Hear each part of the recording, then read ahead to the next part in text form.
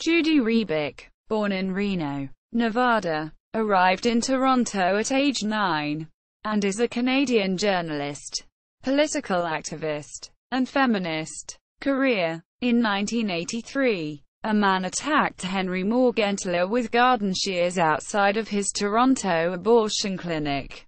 Rebick blocked the attack, and Morgenthaler remained unharmed. Augusto Dantas was charged with assault and with possession of a weapon dangerous to the public good. Rebick first gained national prominence as president of the National Action Committee on the Status of Women from 1990 to 1993.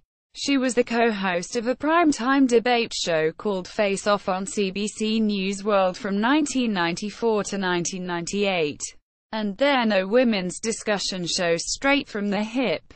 Until 2000, she was a regular commentator on CBC TV's Sunday Report and CBC Radio. She was during that time also a columnist with Elm Street, the London Free Press, and on CBC Online.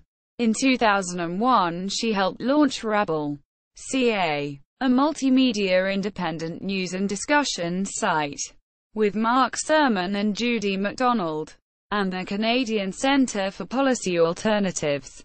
Rebick was publisher of Rebel.ca from 2001 until 2005, with Jim Stamford, Sven Robinson and Libby Davies.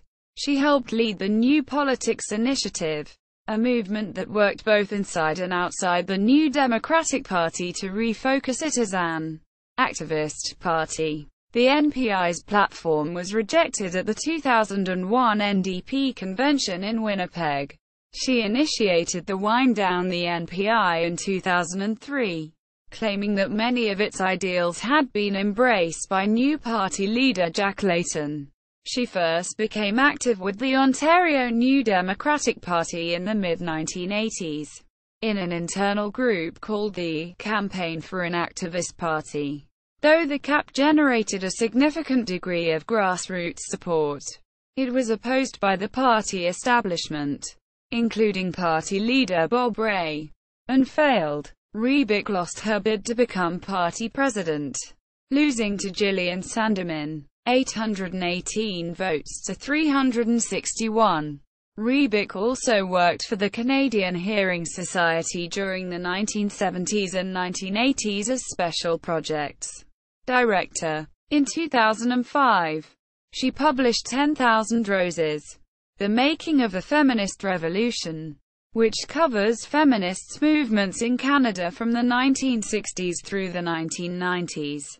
She also published Transforming Power, From the Personal to the Political, 2009. From 2002 to 2011 she served 3 consecutive terms as the Canadian Auto Workers Sam Gindin Chair in Social Justice and Democracy at Ryerson University in Toronto. Rebick, who is Jewish, took part in protests against the state of Israel's military actions in the 2009 Gaza conflict. After the conclusion of the G20 summit in Toronto in June 2010, Rebick suggested that police did not adequately address the problem of Black Bloc protesters who caused property damage. What they could have done is arrest the Black Bloc at the beginning before they had a chance to be part of the bigger crowd. And that's what they didn't do. Quote, Rebick began visiting Occupy camps starting with Zuccotti Park in New York on October 16.